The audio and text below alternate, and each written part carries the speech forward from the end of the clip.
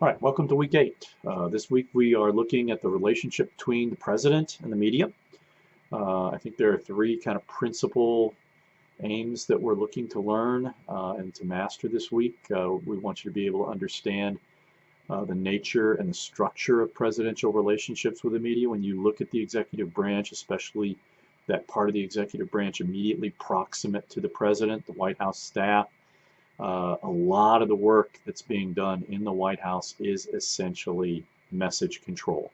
And that is to say, they are attempting to find a way to manage the media, to get the media to report in a way that is advantageous to the White House's political agenda. We also want you to be able to analyze the substance of the news media's coverage of the president. How does the White House, get covered?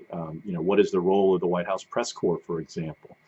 And then we want you to be able to evaluate the extent of media effects of press coverage on the White House, on public opinion. To what extent does the way the media covers the president impact, the way people think about the president?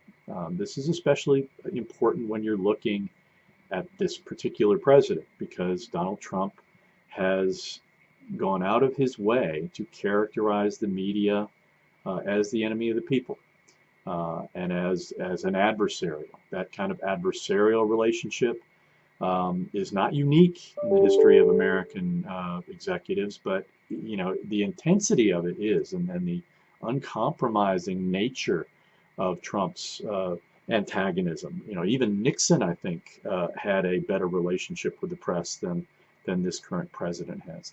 So I think this is, very important for understanding, overall, the stuff we've been talking about these last 2 weeks, the challenges that presidents have.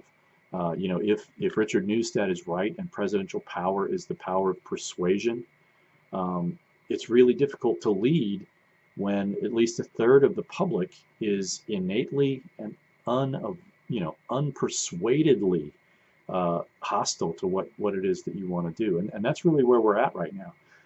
Bush faced this, in the aughts.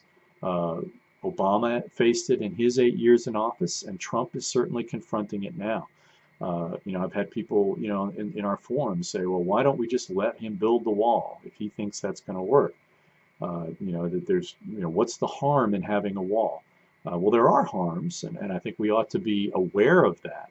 But beyond that, there's a simple reality that Democrats have absolutely nothing to gain in working with this president towards building a wall, and a lot to lose. Because, as much as, Republicans in Congress are fearful of antagonizing, their base, their Trump voters, the people that give Trump such a high approval rating, Democrats are in the same boat. So, it really is tough. And of course, we've only got, I believe, the forum and the quiz this week. So let's make sure that we participate and really tease out what's going on in this chapter and do a good job of digging into this material.